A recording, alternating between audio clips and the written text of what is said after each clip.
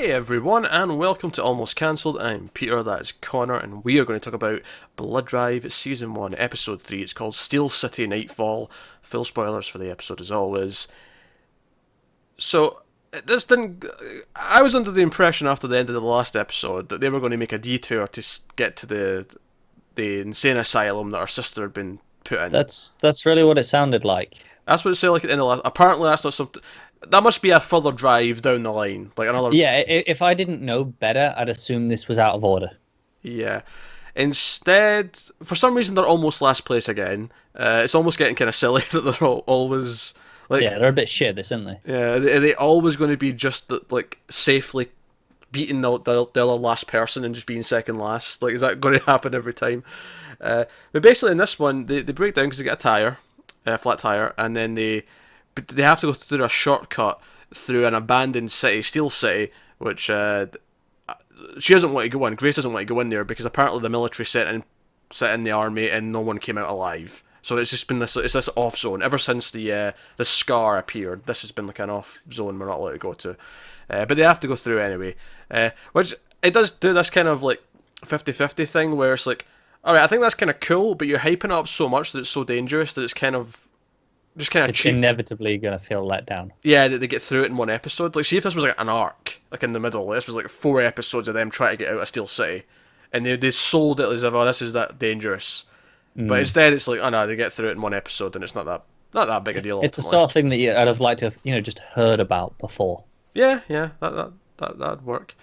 So basically, they go in there. There's some people left over who worship cars and worship the women who came from the company to try this new gasoline, which turned out was the thing that caused all the other people to turn into these weird vampire-esque monsters, mutants. Yeah, no, I got that.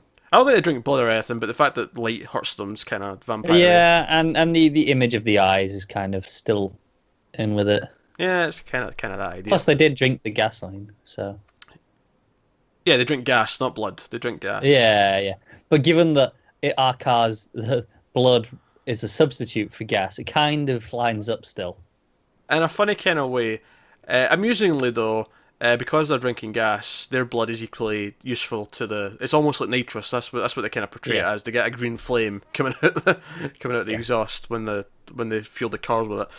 And that was kind of it. They sneak around a little bit. They find out what's going on. The woman who runs the place tries to betray them, gets killed, and that's pretty much it. It's quite straightforward. Yeah, I think it was probably my least favorite episode yet. I thought the gore was not as fun.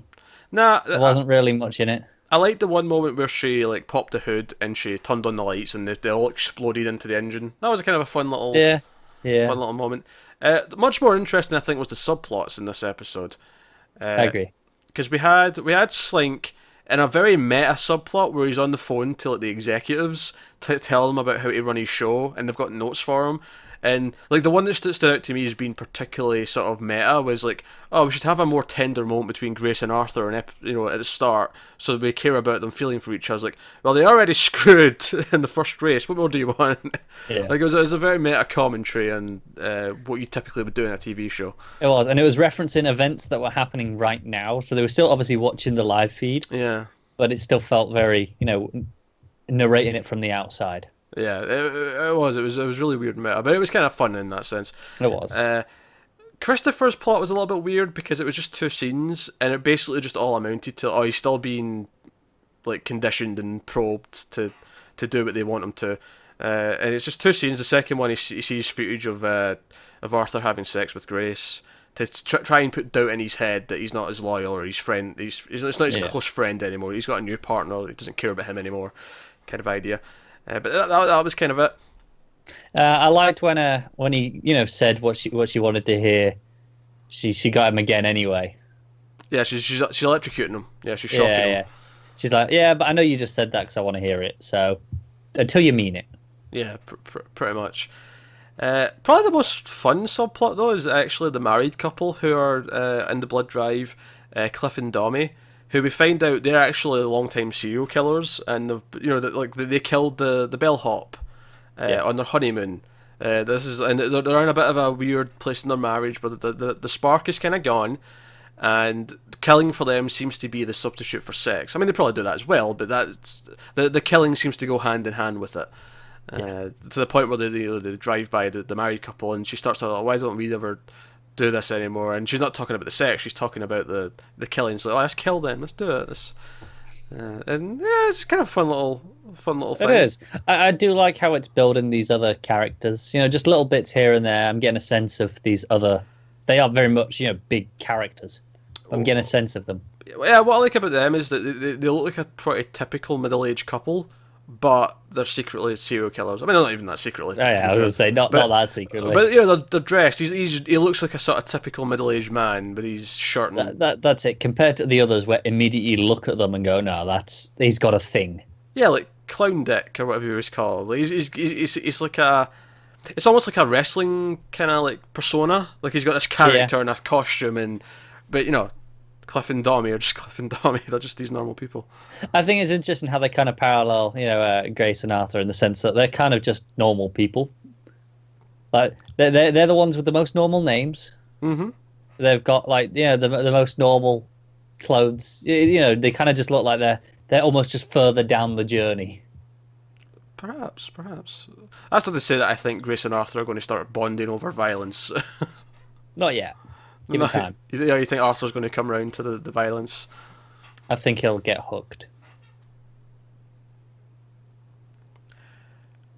So, other than that, they rekindle by tricking Clown Dick, and then at the end, they use the eye with the nerve attached to it to do the whole kiss with the rose thing. It's pretty cool. Kind of fun. Not lucky, but fun all the same. Grace goes to the scholar and tries to hatch a plan to mess with the sort of the box that Slink has that controls their explosives in the back of their neck, because she wants to use a few hours to go and see her sister, and she wants to get the scholar to help out with that. Which he seems, he's reluctant, but he's become an ally, so he's on. And to be fair, she is offering super blood. She's offering green super blood that is like Nitros, yes. So there's incentive. Yeah, there is incentive. But that was pretty much it. And we're 7 minutes into this review and we're done. Which is why we decided this is going to be the last episode of this review. And it's not because we don't enjoy it. We do have fun with it. But ultimately, there's not a whole lot to dissect in the same way that we do other shows. So yeah, that's it. We got the first episode. Got a feel of what is this? Is it worth watching? Yeah. And then this was to see. Does it continue? Does it? Was it a one-hit wonder, or can it actually sustain over a season? And it seems to be that it can sustain over a season because it's not just race every episode. It's got something different. It's got more to it. I think it's a fun show. It's just simply that it doesn't offer the same kind of discussion that we get from other stuff. And we've been covering so many shows recently. We have to start being a bit more selective, and this is one where it's like, no, it's a fun show. We'd recommend trying it out. If it looks like something you'd be into, then by all means, give it a try. Yeah. But this will be the last review we give for it, because we don't think we have much more to add beyond this. It's it's the same kind of idea. So, but that is Blood Drive episode 3. Let us know what you think of it in the comments below. Like, subscribe, all that stuff. Get us on Twitter at @mail_fuzz. Channel updates on there and all that kind of thing. If you want to support the channel, help us out, go over to patreon.com/mailfuzztv. Check out some of the bonuses and that kind of thing. But that is us. So once again, thank you very much for watching. We'll see you next time. Keep watching TV. Have you got any vanilla?